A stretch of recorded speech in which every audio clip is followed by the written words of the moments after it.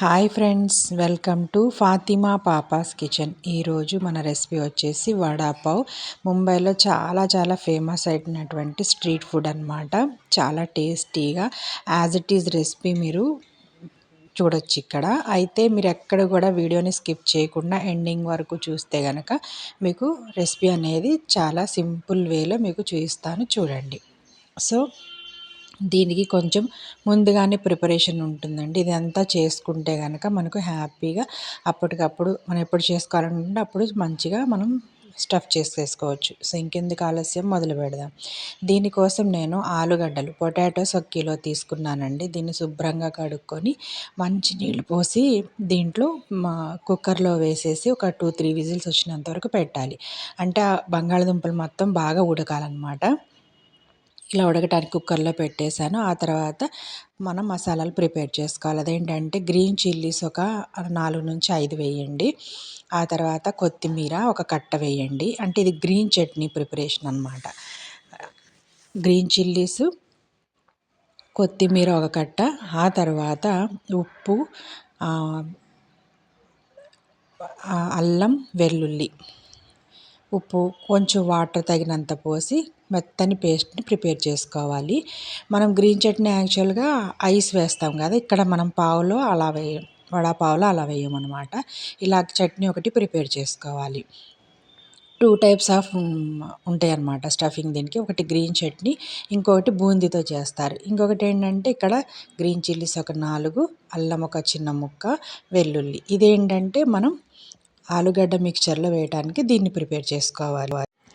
ఇది కూడా తయారు చేసి పక్కన పెట్టేసుకున్న తర్వాత మనకి విజిల్స్ వచ్చేసి మొత్తం కంప్లీట్గా కూల్ అయిన తర్వాత తీసుకోవాలండి. ఇప్పుడు దీంట్లో ఈ వేడి నీళ్ళు ఉన్నాయి కదా, ఈ నీళ్ళన్నీ పారబోసి చన్నీళ్ళు పోసి ఇప్పుడు పైన స్కిన్ మొత్తం, ఆలుగడ్డ తొక్క మొత్తం తీసేసి మనం చక్కగా పక్కన పెట్టేసుకోవాలి. అంటే మొత్తం మ్యాష్ చేయాలన్నమాట. గ్రేట్ అయినా చేసుకోవచ్చు, మొత్తం మ్యాష్ లాగా చేయొచ్చు. ఎక్కడ కూడా ఉండలు లేకుండా మంచిగా ప్రిపేర్ చేసుకోవాలన్నమాట. చూడండి, ఇలా మొత్తం పీల్ చేసేసి ఇప్పుడు ఒక కడాయి పెట్టుకొని దాంట్లో ఒక టేబుల్ స్పూన్ వరకు ఆయిల్ వేయండి. ఎక్కువ ఆయిల్ అవసరం లేదు. ఆవాలు 1 టీ స్పూను, జీలకర్ర 1 టీ స్పూను, ఆ తర్వాత కరివేపాకు 1 టేబుల్ స్పూన్ వేసేసి కొంచెం సాతే అవనివ్వండి. కొంచెం బాగా ఫ్రై అయిన తర్వాత ఇప్పుడు మనం పేస్ట్ చేసుకున్నాం కదండి, పచ్చిమిర్చి, అల్లం వెల్లుల్లి, ఆ పేస్ట్ కూడా వేసేయాలి.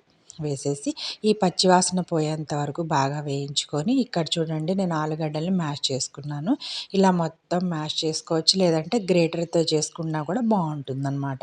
చేసుకున్న తర్వాత ఇప్పుడు దీంట్లోకి పసుపు, ఉప్పు సరిపడా వేసేసి ఈ మిక్చర్కి సరిపడా వేయాలండి. ఎక్కడికక్కడ చూసుకుంటూ వేయాలి, ఎందుకంటే చాలా స్టెప్స్ ఉంటాయి కాబట్టి మనం చూసుకుంటూ వేయాలన్నమాట. ఇప్పుడు ఇదంతా పచ్చివాసన పోయిన తర్వాత ఈ మనం మ్యాష్ చేసుకున్న పొటాటోస్ ఉన్నాయి కదండి, ఈ మొత్తాన్ని మిక్చర్ని వేసేసి బాగా మిక్స్ చేయాలి. ఆ తడక మొత్తం దీనికి అంటుకునేటట్టుగా చేసి ఆ తర్వాత ఒక గుప్పెడు కొత్తిమీర సన్నగా కట్ చేసుకొని అది కూడా బాగా కలిపి పక్కన పెట్టేసుకోవాలన్నమాట. అంటే మొత్తం కంప్లీట్గా చల్లారాలి, ఎందుకంటే మనం దాన్ని బాల్స్లా చేస్తాం కాబట్టి కంప్లీట్గా చల్లారినంత వరకు బాగా మిక్స్ చేసేసి పక్కన పెట్టేసుకోవాలి.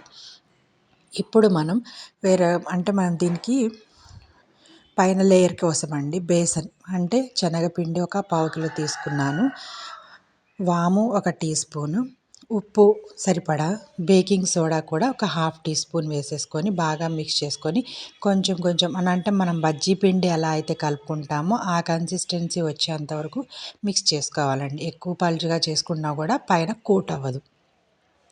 అందుకని కొంచెం అంటే బజ్జీకి ఎలా అయితే సేమ్ బ్యాటర్నో అలా సేమ్ బ్యాటర్ ప్రిపేర్ చేసుకోవాలి. ఇక్కడ మిక్చర్ మొత్తం చల్లారిందండి. సైజ్ అనేది ఇంకా మన ఇష్టం అనమాట. పెద్దవా, చిన్నవా, మీడియం సైజ్ అనేది ఇంకా మన ఇష్టం. ఇలా మంచిగా బాల్స్లా ప్రిపేర్ చేసుకోవాలి. ప్రిపేర్ చేసుకొని మొత్తం ఆ మిక్చర్ మొత్తం బాల్స్ ప్రిపేర్ చేసుకొని పక్కన పెట్టేసుకోవాలి. డీప్ ఫ్రైకి సరిపడా ఆయిల్ పెట్టుకొని ఇప్పుడు మనం ప్రిపేర్ చేసుకున్న మిక్చర్ ఉంది కదండి, బేసన్ లేయర్ కోసం దానిలో డిప్ చేసేసి, ఈ ఉండల్ని డిప్ చేసేసి మనం బజ్జీలు ఎలా అయితే వేస్తామో యాజ్ ఇట్ ఈస్గా అలానే వేసేసుకోవాలి. సో చూడండి, ఇక్కడ బాగా వేడయ్యింది. మీడియం ఫ్లేమ్లోకి అడ్జస్ట్ చేసుకొని ఇలా మొత్తం వడలు అనేవి వేసేసుకోవాలి మనం. ఇలా చక్కగా నలువైపులా తిప్పుకుంటూ మొత్తం ఈవెన్ కలర్ వచ్చినంత వరకు మనం దీన్ని గోల్డెన్ బ్రౌన్ వచ్చినంత వరకు ఫ్రై చేసుకోవాలండి. చాలా అంటే ఆల్రెడీ లోపల ఉడికింది కాబట్టి పైన లేయర్ ఉడికితే సరిపోతుంది. సో ఎక్కువ టైం అనేది పట్టదు. ఇలా మొత్తం మనం తిప్పుకుంటూ అన్ని అంటే మొత్తం రౌండ్గా మొత్తం ఈవెన్ కలర్ చూడటానికి బాగుంటుందన్నమాట.